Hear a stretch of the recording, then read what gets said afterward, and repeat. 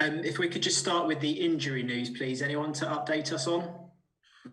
No. This morning we had a training and everybody was available. The only one that didn't start training with the squad yet is Nathan. But again, he's doing really well, and he should start taking some part of training with the team in the next couple of weeks. And where are we with Eze at the moment? What's his recovery like? It's been really good. He had a full week with the first team, where he did from the start to the end, and he's doing really well. So I was really pleased with where he is at the moment, but it's still too short again for him to take part in the game tomorrow. And in terms of a return for him to come onto the pitch, are we looking at this side of Christmas? Hopefully it will be before Christmas, yes. Okay. And Will started on the bench against Newcastle. Is he likely to return to the starting lineup tomorrow? We will make a decision tomorrow. Again, we'll have a full training session with the team, and he's doing well. We will make a final decision tomorrow morning. You need to convert these draws into wins, but City haven't conceded a league goal at home this season. Small task for you tomorrow then? Yeah, but it's a really good challenge to look at it, and there is no doubt about the strength of Manchester City squad. And, it's going to be challenging for us. It's going to be challenging for any other teams that's going to play there. But we have to be brave. We have to play with a strong personality. And we will try to, like you said early on, score those goals, because against those teams, when you create chances, you have to take it. And I think if we manage to do that, we will give them problems. But again, it's about personality. It's about having a really good game plan that we will have to respect. But we will go there and give our best and try to perform. The good news is for you, they come into the game against you off a defeat. The last time they lost, they didn't win their next game either. Do you see that as a good omen for you to nick a point? I don't even think about that. That is a good team, and good team in general don't lose 2 games in a row. This is the other side of seeing it. But we know it's going to be challenging, but we will be prepared to make it difficult for them, and hopefully we will take those chances that we will create. And I told you just now about City losing. You had a little glint in your eye. I think you're hopeful. We will give ourselves the best chance to make it difficult for them. And, there is no, you look at teams who go into the Etihad and all staying at the back and conceding goals, all defending higher and still concede goals. That is the strength of this team. But we have to go there and play with personality. And we will see what will happen. But we don't want to hide. We want to perform and try to perform as best as we can. Obviously, you know Pep Guardiola very well. He helped you during the early stages of your coaching career. He said it was an honour for you to do that. Do you still have a great relationship with him now? We didn't speak for quite a long time, but yes, he was really helpful, because when I was doing my badges and when he was at Bayern Munich, he opened the doors for me to looking at the full session, and he spent some time with me after training or even in the evening, and that just showing the kind of person it is. So it was a privilege for me really to spend those quality time with him. Those kind of memories are easily forgotten, though. It's his 200th Premier League game in charge of City tomorrow. Are you going to be there to ruin the party? It's we're going to be there and try to perform well to leave Manchester with something. That's something being a win. We heard from Conor Gallagher earlier in the week. He spoke really nicely about you. What kind of relationship do you have with him? The same kind of relationship that I have with all the 25 players, I will say. But working with Connor, it's a joy really, because he's a player who wants to full his potential. He wants to learn. He's prepared to work hard, and he's bringing his energy to the team. And yes, I think the staff, myself, we are really enjoying working with him. He also said you're quite a funny man and take the mick out of him quite a lot. What do you like to pick up on him to get those laughs? I think he should be the one who gives you all this kind of information. I didn't know I was that funny, by the way. So there's no particular aspect of his character that you like to joke about? No, not at all. No, but he's a pleasure to have around. Yes. He's coming every morning with a big smile on his face and leaving the training ground with a big smile as well. And when he's on the field, he's working hard every single day. And he's a player that wants to full his potential. And I think that is really important tools to have as a player to improve yourself and to keep challenging yourself. He's only on loan though. Come May, he'll go back to Chelsea. Is he someone that you would want at Selhurst Park on a permanent basis? It's really too early to talk about this kind of decision. We are really glad that he decided to come to our football club, and I think we had the tools to attract him to our football club, and I believe that he made the right decision. But what will happen in the future, I think we have to wait a couple of months to talk about that. It's just a couple more questions from me, if that's okay. Like you say, it's not just about Connor, it's about the whole squad.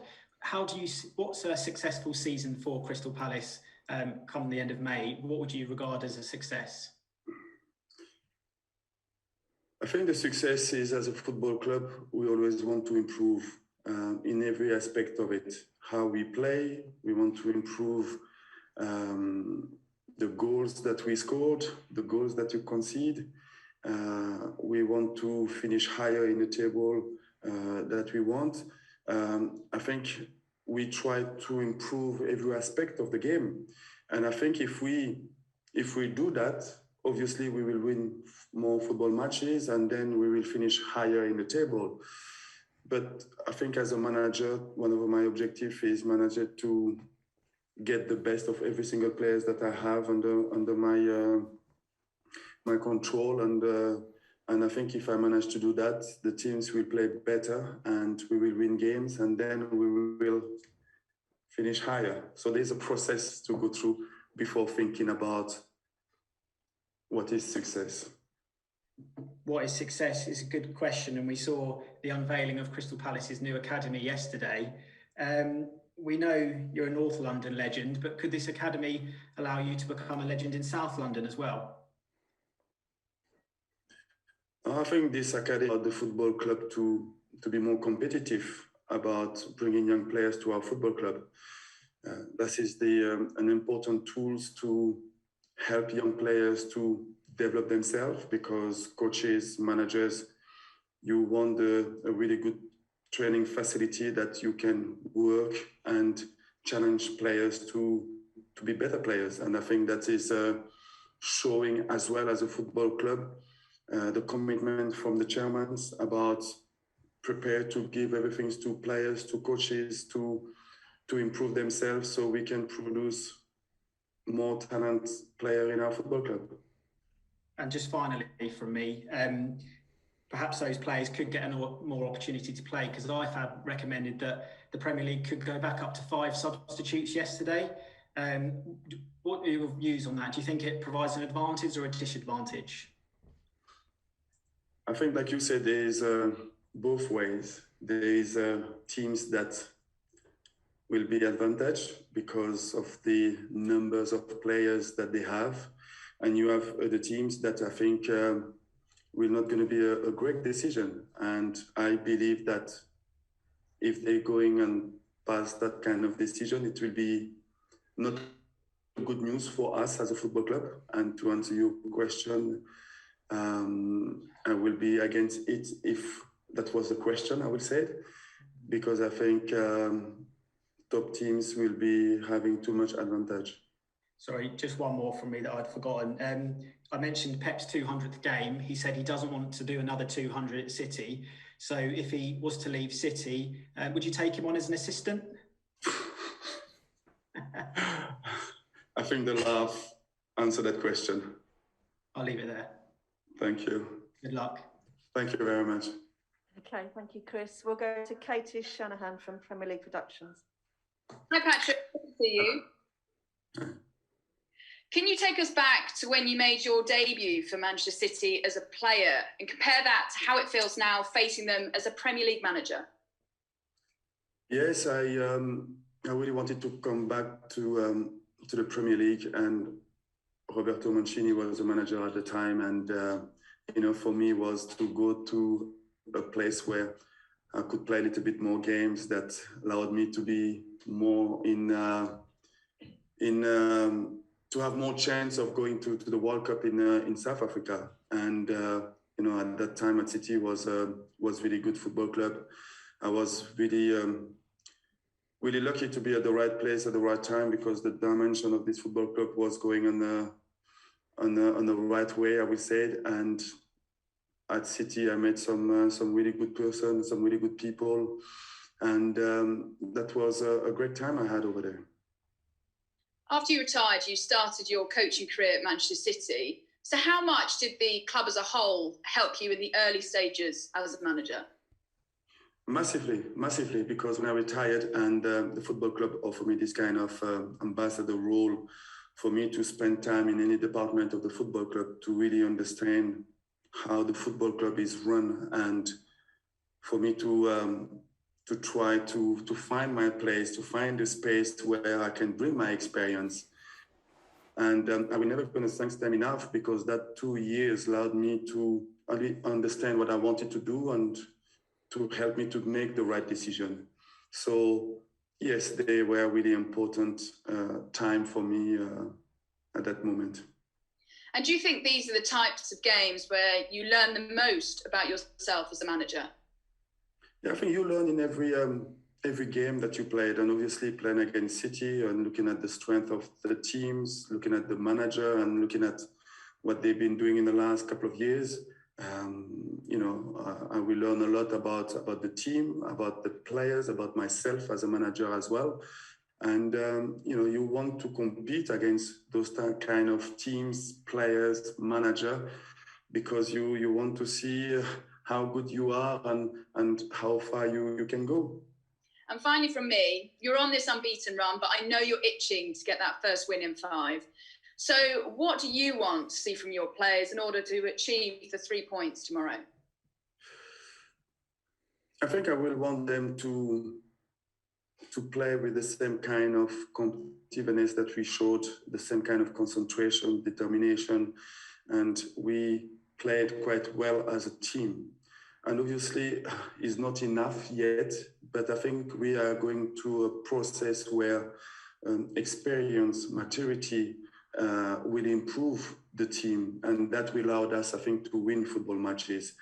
But what we are doing on the field, the way we played, I think it's quite really positive.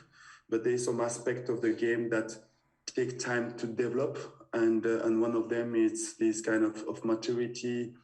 You need to be strong at some really important moment in the game, and I think when we manage to get that kind of experience, we will be better, and we will win football matches.